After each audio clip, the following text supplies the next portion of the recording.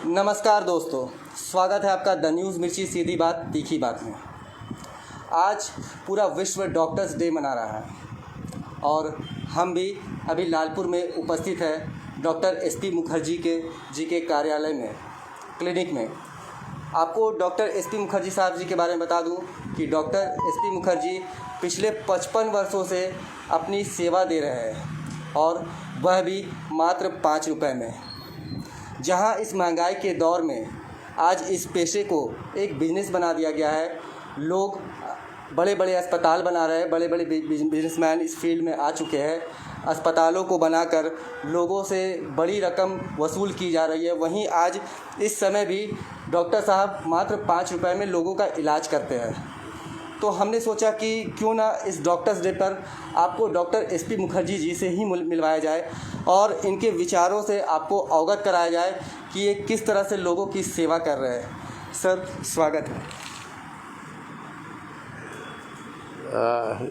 धन्यवाद। बोलिए सर, सबसे पहले मैं ये जानना चाहूँगा कि आप अपने जीवन के बारे में बताएं, करियर के बारे में बताएं कि किस तरह से आपने स्टार्ट किया। सर, हमारी पैदाइश, पढ़ाई लिखाई सारी चीज़ पटना मेडिकल कॉलेज से या पटना साइंस कॉलेज से हुई और उसके बाद मैं सरकारी नौकरी में असिस्टेंट सर्जन के रूप में आरा पोस्टिंग हुई। उसके बाद दरभंगा मेडिकल कॉलेज में कुछ दिन तक शैक्षणिक पद पर रहे, टीचिंग स्टाफ में रहे। फिर रांची लेक्चरर में पैथोलॉजी में राजेंद्र मेडिकल कॉलेज में हमारी पदस्थापना हुई और वहाँ मैंने एज प्रोफेसर ऑफ पैथोलॉजी हो करके 1993 में रिटायर हुए।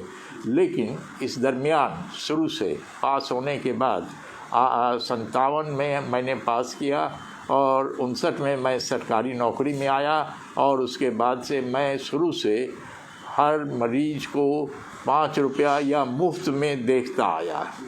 5 रुपया या मुफ्त में 55 साल से ज़्यादा। रांची हम आए 1966 के अगस्त महीने में as lecturer in pathology in Rajendra medical college Ranchi और यहाँ मैं ये लालपुर चौक में रहने लगे और इसी दरमियान मैं 55 साल का हिसाब जोड़ सकते हैं अब 66 से अभी तक का वो 5 रुपये का हिसाब रखा।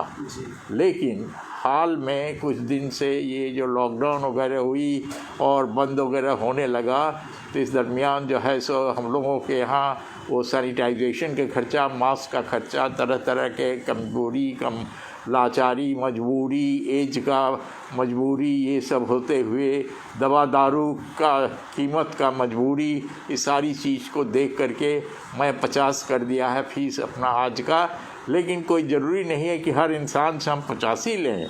जो देने लायक ना हो उसके लिए मैं बिल्कुल गरीब तो मुफ्त में, कोई ज़बरदस्ती नहीं है, कोई दबाव नहीं है कि आपको 50 देना ही है। जो मर्जी आप दीजिए। जो पुराने लोग हैं जो जानते नहीं हैं मैं 50 कर दिया हूँ, वो अभी तक हमको 5 ही देने के लिए आते हैं और देते भी हैं। मैं खुशी से ले भी लेता हूँ।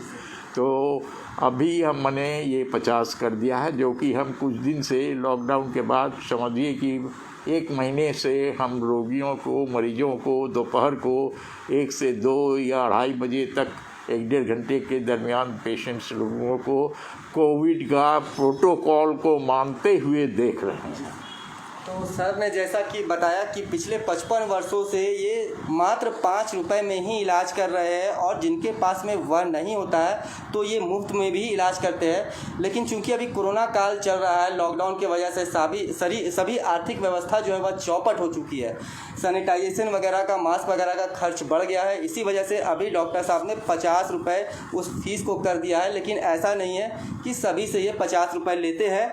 अभी भी जो जानते हैं वो 5 रुपये में ही इलाज करवा सकते हैं और नहीं तो मुफ्त भी करवा सकते हैं, जो कि बहुत ही बड़ी बात है। सर, 5 रुपये में आप जो इलाज करते हैं तो इसके पीछे में कोई ऐसी सोच या कोई कहानी, ये कैसे आया सर?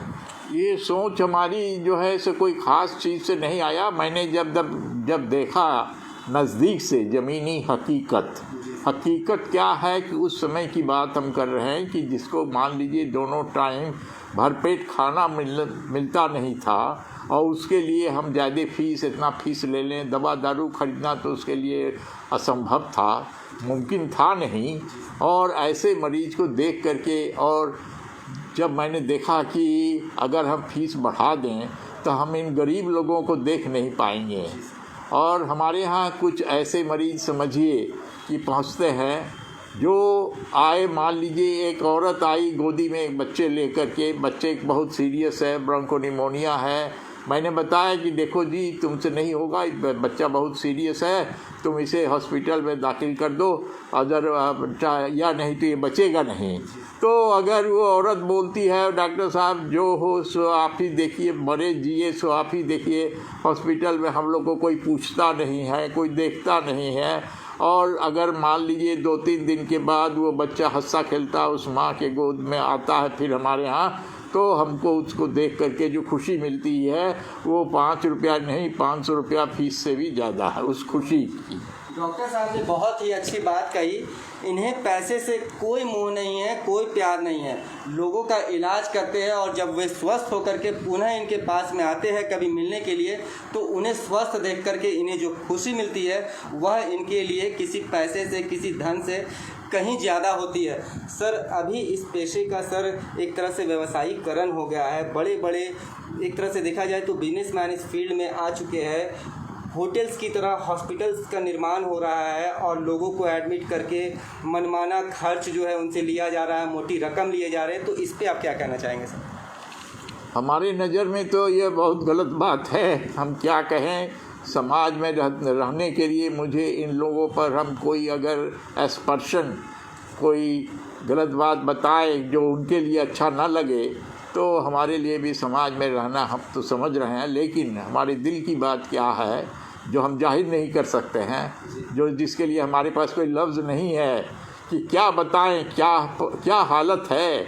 आप खुद ही महसूस करें कि आज की दुनिया में, आज के रांची शहर में इस तरीके की हॉस्पिटल्स खुल गए हैं जहां 20,000 30,000 रुपया लाखों की सौदा होता है एक मरीज़ पहुंचने पर। और ये भी जान लीजिए हमारे यहाँ भी मरीज़ पहुंचते हैं जो वहाँ से लौट करके आते हैं 20,000 रुपया खर्च करके, और आराम न मिलने पर हमारे यहाँ फिर 5 रुपये में दिखाते हैं। ऐसे मिसाल हमारे पास बहुत हैं, हमारे यहाँ भी ऐसे मिसाल बहुत हैं। हम अगर नोट करके रखते तो आपको बताते कि कहाँ से वो 20,000 रुपया खर्चा करके आराम न हो पाने पर हमारे यहाँ फिर पहुँच गए 5 रुपया में दिखाने के लिए। तो ऐसी बात है। तो हम तो अचरज में हैं कि इसके बारे में हम क्या बोले, आप तो खुद समझ सकते हैं। सर के पास में कोई शब्द नहीं है जो इस पेशे का व्यवसायीकरण हो गया है उसके बारे में कहने के लिए।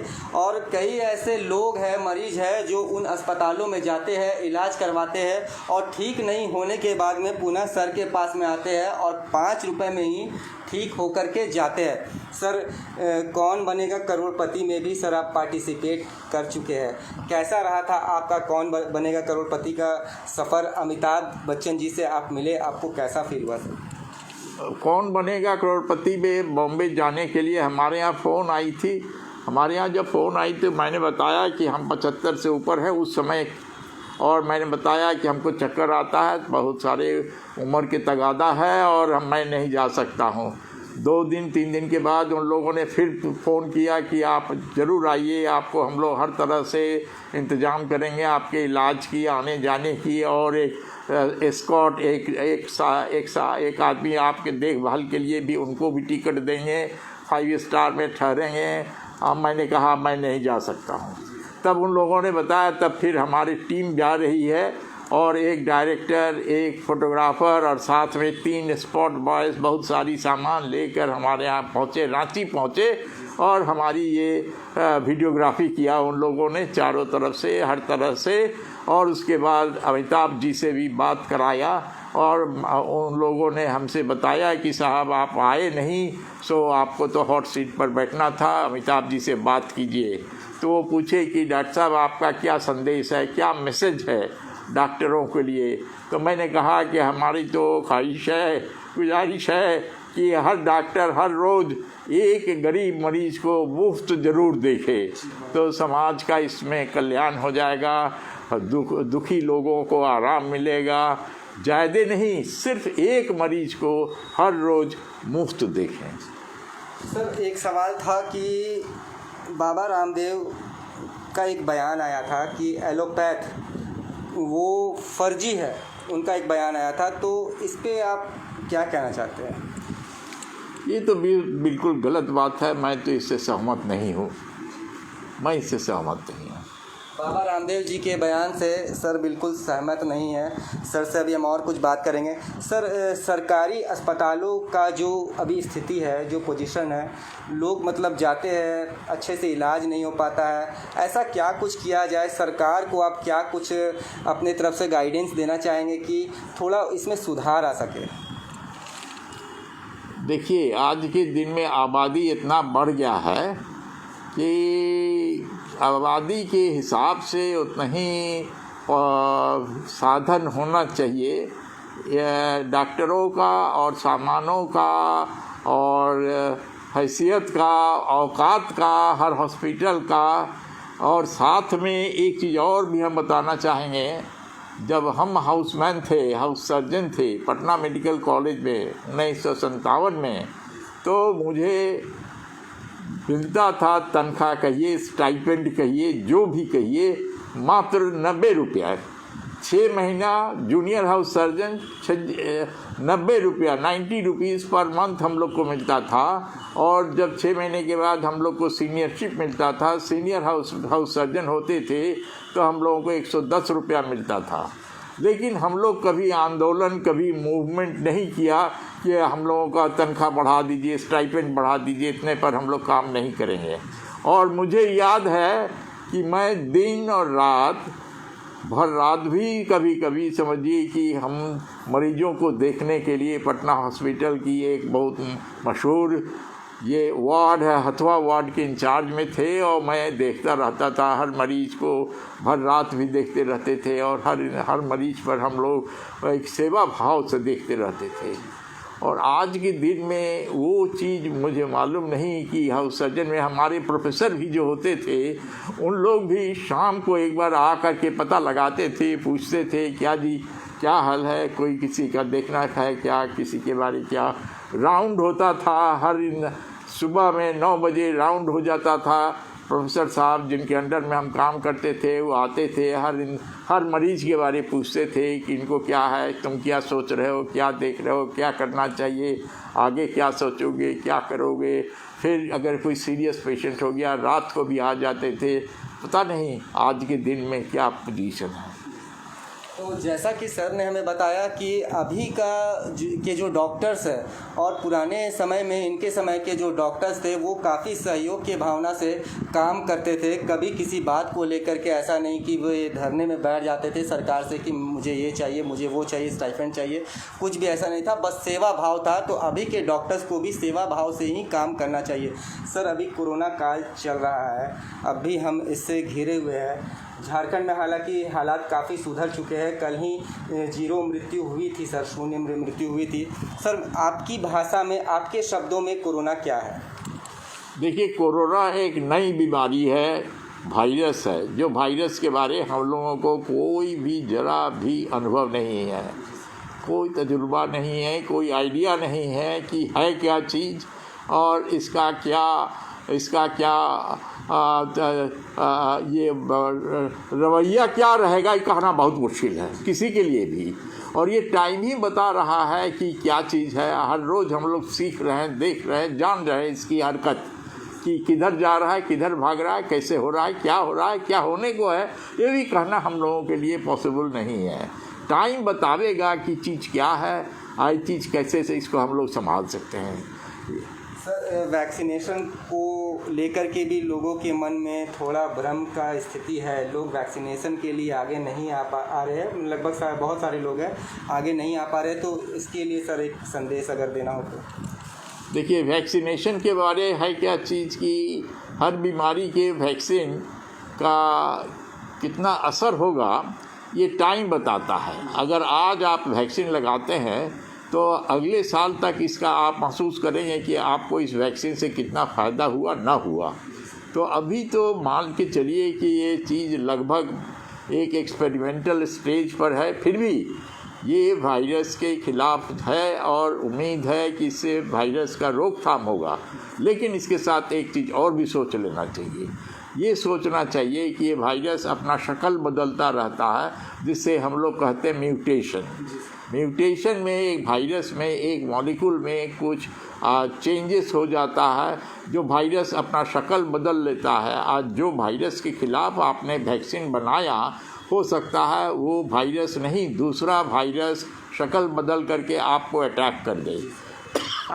आज आप सुनते होंगे डेल्टा वायरस, यूके का वायरस, साउथ अफ्रीका के वायरस, कई तरह के वायरस आ गया है। तो अगर मान लीजिए हमारे यहाँ जो वैक्सीन बनाया गया है खास वायरस के लिए, और वो सुई आप लगा चुके हैं, और उसके बाद आपको अगर डेल्टा वायरस आ गया, तो डेल्टा वायरस तो वो वैक्सीन तो आपको डेल्टा वायरस के खिलाफ कोई काम करेगा नहीं, वो तो आपको चपेट में, बीमारी के चपेट में ले लेगा।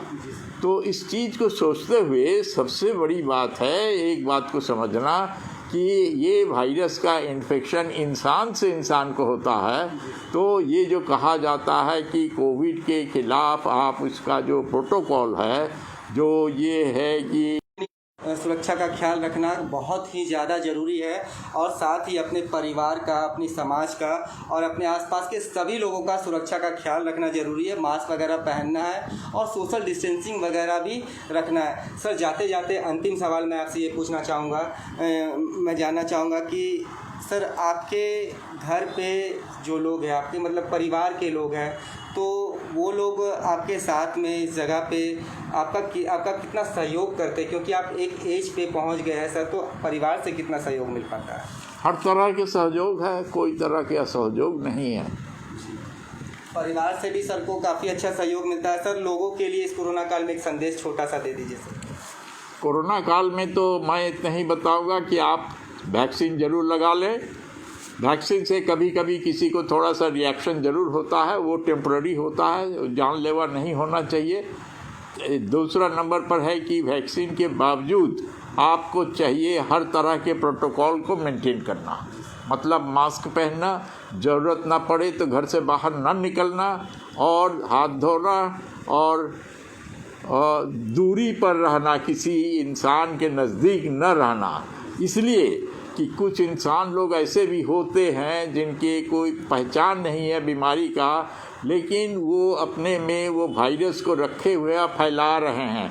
इन लोगों को कहा जाता है एसिम्प्टोमेटिक कैरियर्स।